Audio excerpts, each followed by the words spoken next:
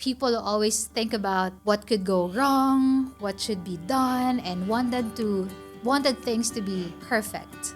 I was still so caught up in the idea of wanting every episode to be perfect that I forgot how to really show the real me. Okay, I'm really getting emotional. I still feel very afraid and not confident, and I still have a lot of doubts, but still, I decided to just show up. Have you ever had a project or a passion or a dream that you started with so much excitement only to walk away from it? Maybe you felt like a failure or an imposter, or maybe the momentum just fizzled out. And then, have you felt that deep guilt of walking away and not showing up for something that you truly cared about? If so, then you are in the right place. Hello, beautiful people. This is Love Ravina, and you are listening to the Love Ravina podcast. If you're hearing or watching this episode, you might be thinking, wait, is this podcast still on? And the answer is yes. Well, it has been a while. It has been a year since I actually last released my podcast episode. It was in July 12, 2024. I remember when I released my last podcast episode. So it took more than a year of a hiatus, and I am back. This episode is basically my comeback episode, and I am here to share with all of you, my dear listeners, why I stopped, what lessons I gained from taking a break, and the lessons, or maybe how I will be applying that lessons moving forward as well. And at the same time, what you can expect from me and this podcast moving forward. So, I want to begin by sharing with you why I started my podcast in the first place. I remember it was in year 2023 when I decided to have a podcast, to launch my very own podcast. And I started, just like most of the content creators and podcasters that I know, I started with humble beginnings. It was a one man show, from scripting to recording the podcast to editing the episodes. I was doing it alone. And at that time, my intention was very clear. I only wanted to have a platform and create a space for me where I can share the lessons I was learning as a 26-year-old at that time who is just, figuring things out. And at the same time, I want to create a space for people like me.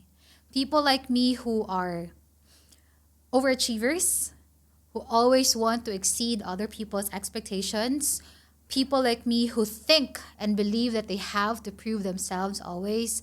People like me who are people pleasers and looking for validations from other people. And people like me who are overthinkers. Like people who always think about what could go wrong, what should be done, and wanted things to be perfect. And I realized at that time that perhaps I am not alone in this journey, and perhaps I can also join you in your journey of healing the overthinker, healing the overachiever, healing the people pleaser in all of us. And that was my intention. I just wanted to really create that platform and have that platform where I can share my experiences and show you that although this journey can be very lonely at times, but we don't really have to go through it alone. And at that time as well, I remember that I wasn't very much focused on the vanity metrics. Like I didn't care about the number of listeners, the number of subscribers, the number of followers that I had, because all that I really wanted is to have a safe space for me and people like me to just, share our experiences, the things and lessons that we are learning in a very unfiltered way. However, reality is very different from what I expected. You see, the people pleaser in me actually cared about the numbers. I wanted to prove to myself that I can have a lot of listeners or subscribers or followers and that a lot of people will be interested in what I have to say. And so, because of that, I made sure in my very first few episodes, I made sure that I will do everything perfectly. I am very process oriented and systems oriented. So before even recording my first episode, I listed all of the necessary steps that I have to do before recording. I was so boxed in the idea that I have to do things the perfect way. And because of that desire for things to really go well, perfectly, for things to be polished from the very beginning, when I started recording my very first few episodes, it felt very inauthentic. It felt not me. It felt and it sounded too canned. I remember there was one time I was listening to my very first few episodes, and while listening, I really immediately told myself, this is not me. This is not the person that I know that I am, and this does not sound like Love Ravina. It sounded too canned.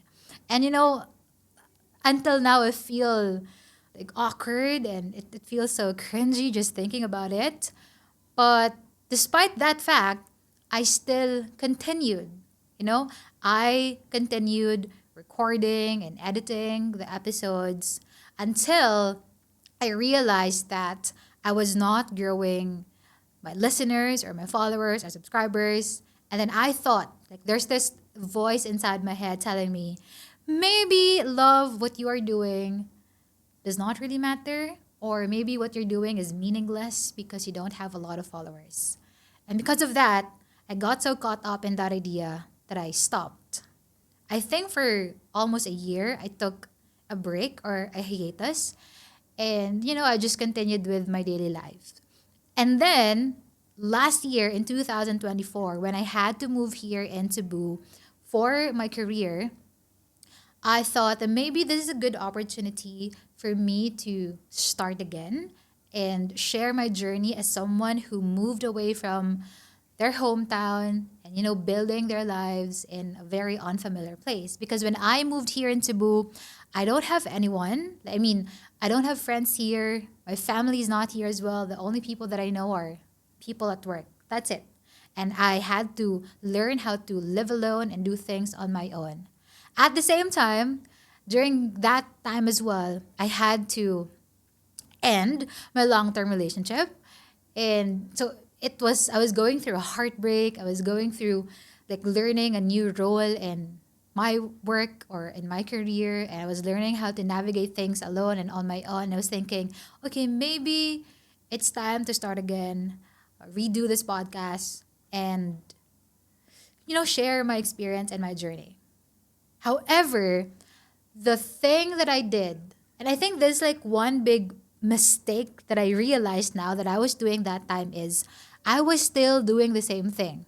I mean, I was still so caught up in the idea of wanting every episode to be perfect, to sound so good and sound so nice, that I forgot how to really show people the real me. And so because of that, it was actually kind of stupid because I was expecting a different result by doing the same thing. And because of that, the outcome is the same. I felt so dissatisfied and I didn't like it. The other episodes still sounded so canned and sounded so inauthentic. And I made the same decision. Okay, I will be taking a break one more time. I will be I think I need some time to reassess the situation, to evaluate my journey and my experience, take that much needed break, and just think about what I was doing wrong. Just think about what I could do better, if ever I decide to come back and do this podcast again. Actually, at that time as well, I remember I was already considering or thinking that maybe content creation, podcasting is not really for me. Maybe I'm just meant to just shut up and do nothing and just continue and carry on with my life. But Still, despite that, there was this part of me that knows that I have the voice, or I have this power and responsibility even to actually share the journey of becoming the person I want to be and building the life that I want, because I know that there are people out there who also maybe going through the same thing as I have gone through. And because of that, it took me some time, over a year, to actually finally decide to come back and do this podcasting thing and content creation. And the very first thought that I had was really on reflecting as to why, in the first place, why did I even stop? And then I told myself, I think the very simple reason why I stopped podcasting for over a year is because I had to reprioritize my time and energy. Because again, I was going through a lot last year, starting a new job or a new role, living in a new city with nobody with me at that time, ending a relationship, navigating how to live alone, and navigating everything that's going on in my life on my own as well, without my parents, without my siblings, without my friends near me. But then, looking at it, I think that was, again, the very simple reason. But the deeper truth behind the fact that I stopped podcasting and creating content was really the fact that at that time, I did not feel very confident about myself. I was so caught up in the voices in my head, like, the inner critic that we all have telling us that we are not enough, telling us that what we're doing is meaningless, telling us that you should just stop whatever that you are doing because you're not worth it or nobody cares about you. I was so caught up, and I was boxing myself and just focusing on those voices that I really had to move away from my desire and my passion for sharing and creating and teaching people. And because of that, I also felt guilty, because I remember one time I was in at my place. I was just doom scrolling, with my t-shirt on, no makeup, just the bare messy me. And I remember just doom scrolling and looking at other content creators, and I was like thinking, how the hell did these people have a lot of followers and listeners and subscribers? Like, what are they doing that I am not doing? What do they have that I don't have? And I felt guilty because it took me some time to finally realize and understand that, number one, it is very unfair and a disservice to them, like to the content creators that I was like looking at, and to myself even, to compare my step one with their step 100.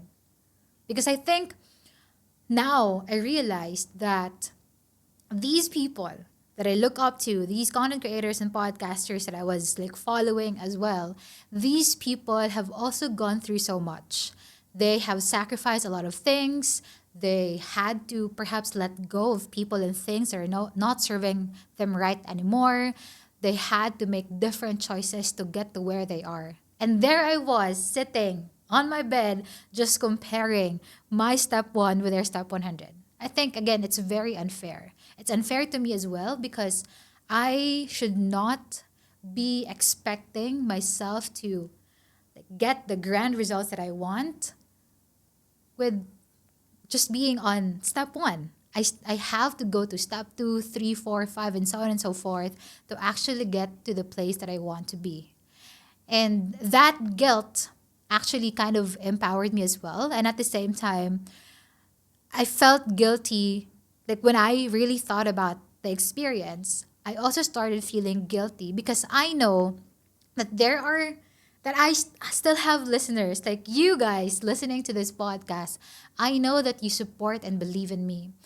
Truth be told, when I started podcasting, when I started my content creation journey, I never once received any negative feedback or criticism from people following me and listening to my podcast episodes. The only feedback and comments that I've received were all encouragement, were all praises, were all messages of support telling me, Love, I listened to your episode and I think that you did well. I think that other people should hear about what you have to say and I look forward to your next episode. Those are the kinds of comments and feedback that I have received so far, at least so far. I've never received any negative feedback. And so, why am I sharing that? That's because when I realized that, that's when the guilt really felt heavier because I learned that the the only person getting in my way of becoming the person I want and building the life that I want is actually me. The problem was me. It's not because other people criticized me. It's not because other people did not support me. It's not because other people did not believe in me. It's because I was just so caught up and so focused on listening to my demons, my the inner voices, the inner critic that I have, that I failed to see all of the good things that people were actually expecting from me, or like all the good things that I was doing to other people. And with that guilt and that deep realization, I actually wanted to take this opportunity as well to just express my gratitude to all of my listeners and the people that believed in me from the very beginning. It's actually because of you that I mustered the courage to come back. And I'm getting emotional. What the hell? Okay. So I have decided to come back and, start over. I still have a lot of doubts. I wouldn't say that I'm now like 100% confident. Okay, I'm really getting emotional. This is also my first time doing a video podcast, and it's so weird, but I came here still feeling afraid and not confident, but I think, oh my god. Wait. Okay. I still feel very afraid and not confident, and I still have a lot of doubts, but still, I decided to just show up, and start over and just do this because I know that deep down this is something that I want to do, and I know that there are a lot of people that believe in me. Maybe not as many or like as much as the big podcasters that I know. But then again, there's no point in comparing myself to them because they're already very, very far and I'm still here and I have a very long way to go. But still, for me, this is very important because this is me proving to myself that I can still do the things that I want in spite of and despite of everything that my inner critic is telling me, and even despite of all the day-to-day challenges that I'm going through. And that is okay. That is part of the journey.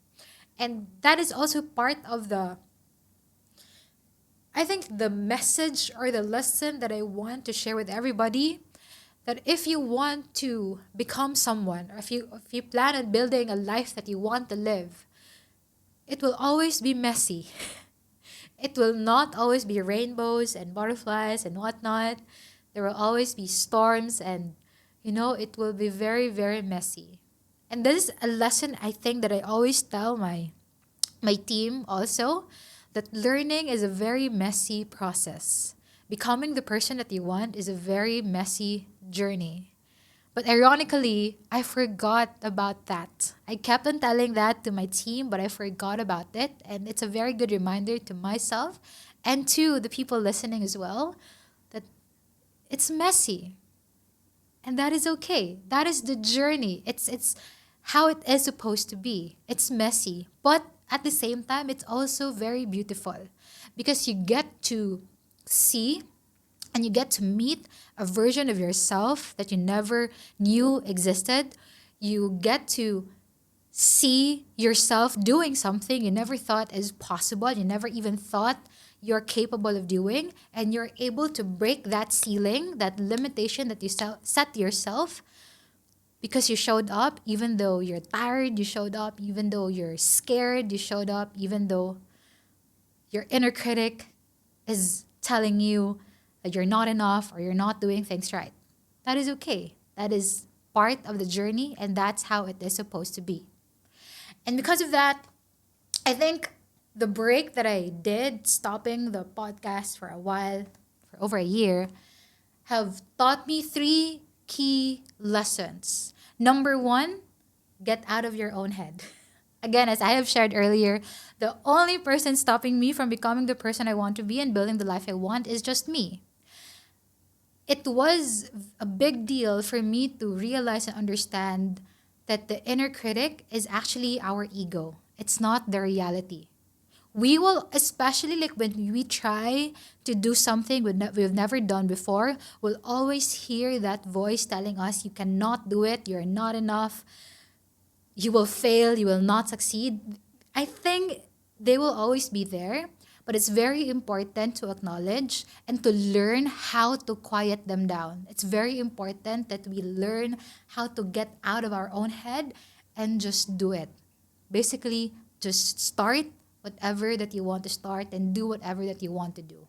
And you don't care about what other people will say, even if they say good things or bad things, like you don't care so much about it and don't care about the voice telling you to stop or the voice telling you you're not worthy.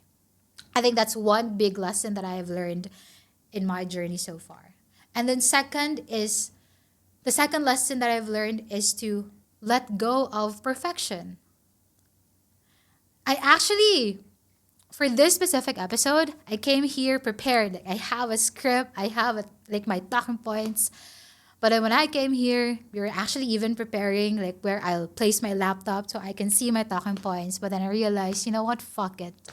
Let go of perfection. I don't care if I fumble, mumble, if I stutter. Like it does not matter. Because again, I want to create a platform, a space where we can be authentically us, where we can share our thoughts and lessons and experiences in a very unfiltered way. And I'm proud of myself because I have learned gradually learn how to let go of perfection. There's still that part of me who want things to be polished and perfect because again, I'm still also healing the overachiever in me.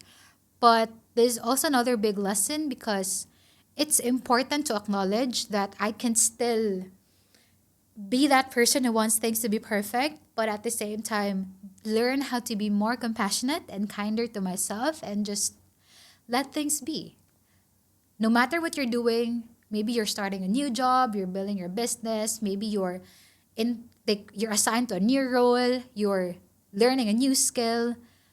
We have to learn how to embrace the beginner's mind. And we have to embrace the reality that this will really be very messy and that it is okay.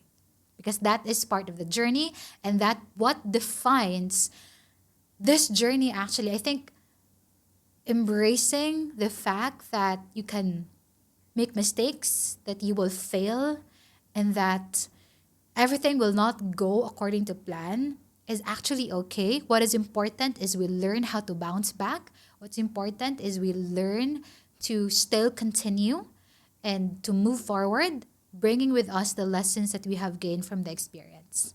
So that's the second lesson. Let go of perfection.